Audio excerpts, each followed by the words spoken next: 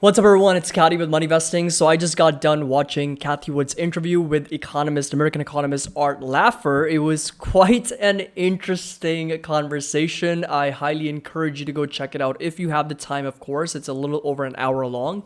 But my goal with this video is to summarize it the best I can, go over some notes and topics that they did talk about, and play a small clip where Art Laffer talks about exactly what I've also mentioned in my live streams and where my personal thought process is with respect to bringing prices down, bringing inflation down as well. So hope you guys enjoyed this video, find it helpful. If you do, make sure that you drop a like. Don't forget to subscribe to the channel if you're just joining us for the first time, and the link to our Discord and Patreon is going to be down below if you're interested in joining us, of course. And there's a 16% annual discount that is available until the end of this month, so you'll get access to all the buy and sell alerts, options alerts, trade ideas. We've got a little bit over 3,700 members. We'd love to have you on board, and we cover 3 disciplines: fundamental analysis, technical analysis, and macroeconomics as well. So links are going to be down below. So first thing that Art Laffer talks about, and again, you can look him up if you want to get more information on him. He says that we have had a very, very bad fiscal policy since COVID-19. Huge increases in spending, huge increases in debt. By the way, I've got a video coming out on national debt later today. Fiscal policy is going in the wrong direction, he says, and the latest budget is $6.9 trillion from the president. We talked about it in my other video. It's been increased by $500 billion. And of course, President Biden and the current, administration wants to raise taxes on the most productive people of society, the high-income people, and he says that is very disturbing, and U.S. has been in a long slide down since the 1980s, and the expected return on capital has been declining, which is very bad for the future as well. The Fed's balance sheet has exploded to over $8.7 trillion. The Fed's balance sheet has expanded significantly during the time and has resulted in we have set up a very, very bad monetary and fiscal policy. We have set up a boiler experiment for the U.S. economy. That little tiny catalyst that sets us off and sets everything off was the serious problem of the banking crisis, and these problems are not going to be dealt with, or they are not being dealt with on a more intrinsic manner. So we have a lot of problems in front of us until we solve the monetary and fiscal policy, and really to get to the stable value currency, which is the US dollar. The Fed should always follow interest rates, is what he said, and never lead them. And what they have done in the past is lead interest rates, meaning that what you do is not do anything for some time and then huge big jump to the upside or huge big cut to the downside. And that is absolutely the wrong way of handling monetary policies. So shots are being fired at both President Biden, Jerome Powell, and of course Janet Yellen as well, Secretary of Treasury Department. Cathy Wood says that they did write an open letter to the Federal Reserve last year, and they wanted to say out their piece about the aggressiveness of the rate hikes, and the fact that all Fed members were unanimously voting meant that there was no debate going on with respect to the prices of commodities and what was actually going on in the economy. Commodity prices were going down, the credit default swaps were spiking, yield curves were inverted, and yet the Fed kept on hiking rates. And now around this banking crisis, all those signals are coming together, and they were pointing to 2 mistakes and or assumptions that banks and of course financial institutions were making. Number one, during COVID, a lot of banks that were being flooded with stimulus payments, they took the money in as demand deposits, and then they invested in safe securities, which were treasuries and mortgage-backed securities, long duration bonds, and they were yielding as low as 1.5%. Banks thought that they were getting a good deal because the economy might enter a long, severe recession during COVID, and they thought that the rates were not going up anytime soon. So that was the first mistake, because banks obviously took in a lot of deposits. They invested in long duration bonds, thinking that the economy is going to be in a recession for a long time. Rates are not going higher.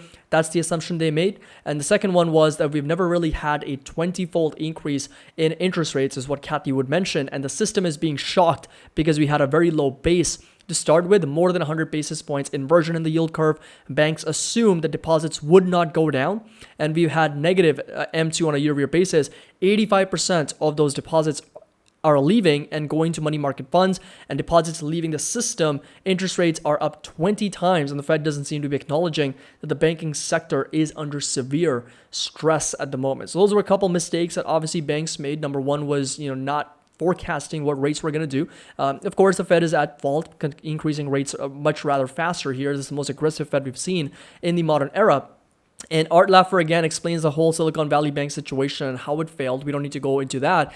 But he also says that the intrinsic problem doesn't stop here, right? The bonds are still out there. Many banks still own the bonds on their market, on their assets, on their balance sheet here. And their market value has obviously dropped quite a bit. And they have the same nominal yields. Deposit rates are higher now.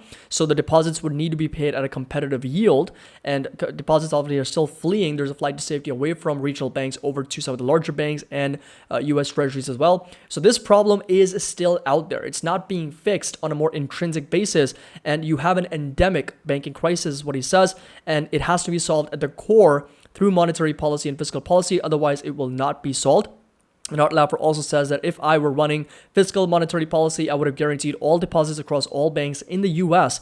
You don't want a liquidity crisis to morph into a solvency crisis, and we need to have a stable value numerator, not a stable value quantity numerator. So what people want, he says, is price stability. So you need to fix the price, not the quantity, right? And the government needs to develop a stable value numerator, he says. It makes for better forecasting and health price projections for banks in maturity bonds, commodities, and future contracts as well.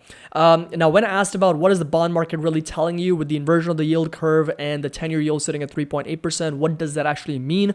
So Art Laffer says, if you asked me this question 20 years ago, the bond market would be a great signal for the expected nominal return over the next 10 years and the expected inflation as well. But he says that I don't really know what to make of the bond market today, because I don't know if that's true anymore, because the Fed's intervention with its holdings of government securities has been more and more over the years. And the total debt of the US has gotten so short term that there are very few buyers and sellers in the long duration market, long-term market. And I don't think that those interest rates today truly represent or show you the market's expectations, because the Fed's intervention's been so active. And as the Fed is doing QT, the supply of bonds has increased and they are rolling their securities over. So in theory, as supply goes up, prices come down and yields go higher. That should have resulted in the 10-year yields to go up, but instead they are still going down because there is an additional element, which is the banking crisis, and there's a flight to safety where even though the government is selling bonds, there is demand for bonds at the moment, because there are buyers present, because there's a flight to quality away from regional banks. Demand deposits are leaving for US treasuries at the moment. Now, I do want to talk a little bit about this clip because, in my live streams, I have talked about that this inflation problem, the price problem, is not really so much about crushing demand, and it's not always about demand destruction, but it can also be solved by increasing supply, or what Art Laffer calls is augmenting supply in a manner that can be useful for both price stability, bringing prices down, and at the same time, prospering economy, right? Jobs can grow, we can see more production, and we can see a boom during that time. So I very much do agree with that, because I've mentioned that before in my previous videos, is that you don't necessarily need to kind of restore price stability and bring it back to equilibrium by crushing demand every single time. We can also do it by focusing on the other side of the equation, which is the supply side, and increasing the supply or augment the supply to bring it back to a better equilibrium. So here's the clip that I wanted to play. I'm going to shut myself up here and we're going to listen in. He's going to be talking about an example with apples, and we'll listen in very closely, and then I'll share my thoughts. So let's just dive right into it here. Has been contracted sharply. And that's why you find M coming down, is the monetary base has not come down.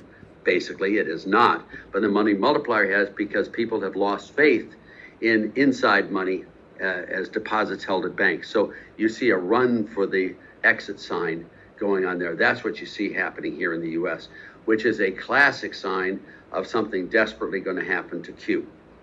That is clearly a sign of that. Now, what happens to P? I would imagine that will be bringing down inflation as well. There are two ways of bringing down the price level. And let's just do a simple market. Apples. You have a demand for apples, you have a supply of apples, and what happens if you reduce the demand for apples? Let's say we find that apples cause cancer. All right, if apples cause cancer, there'll be a huge reduction in the demand for apples. It will move us down along the supply curve.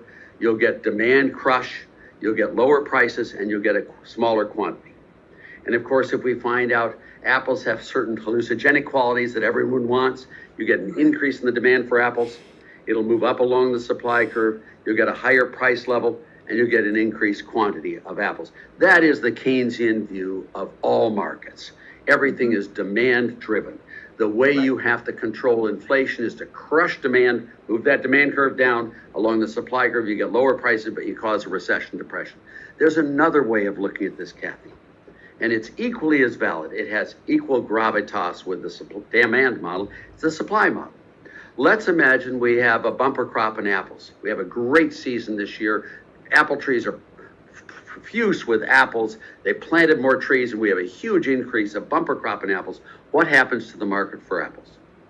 Well, what you have is they've shifted the supply curve up.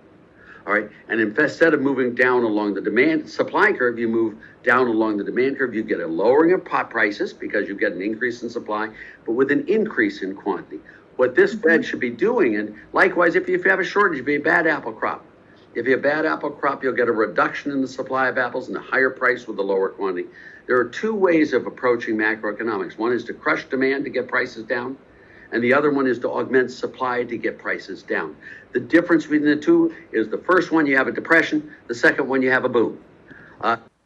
So right there was the entire analysis from Art Laffer, and I think I couldn't agree more, because if you take a look at microeconomics, and in microeconomics we pretty much went over demand and supply curves, and we're not talking about aggregate demand and supply, we're talking about individual markets, and in this example he used apples.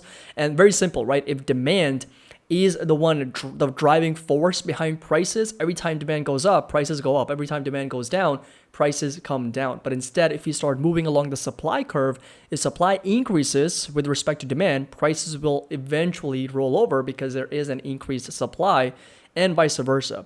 So the only difference is with crushing demand, you get a recession and a depression. With increasing supply, you get a boom, right? That's what he mentioned. I could not agree more. Just had to play that clip for you. But later in that interview, he also mentions that, he does not trust Janet Yellen as an economist. He believes that people in the government are just doing favors for each other, pretty much scratching each other's back, but are not solving actual problems. It was quite an interesting interview. I would definitely recommend you guys watch it. There's a big distrust with demand deposits held at regional banks right now, and they had moved outer deposits to treasuries and large major banks. You have money supply shrinking, not because the Fed is doing it, but because people have panicked and they are going towards gold and banks going upside down with the crises as well. Now there has been demand, between supply and demand and supply side of the equation of bringing inflation down, and the supply side has won. Kathy would mention in historical debates, the supply side has almost always won.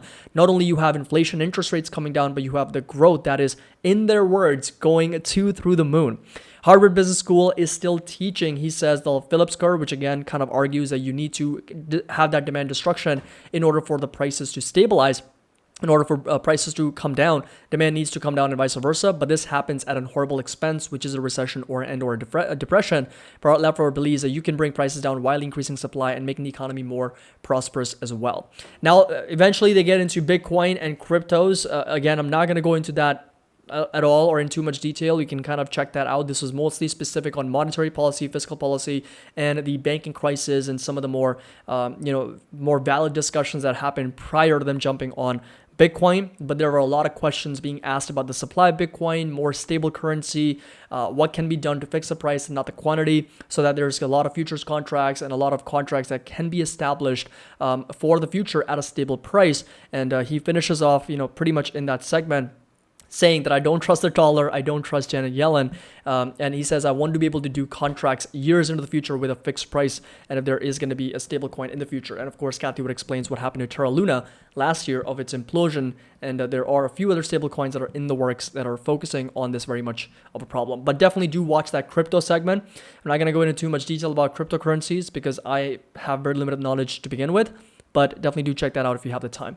So, all in all, I think there are some very valid points. Again, Kathy Wood once again brings up her innovation, disruptive innovation kind of solves problems, and she does believe that Bitcoin is the future, and of course, a lot of innovation stocks are going to be the future. I'll let you decide what you make of that, but definitely very interesting viewpoints and of course, perspective from Art Laffer about the economy, monetary, and fiscal policy as well.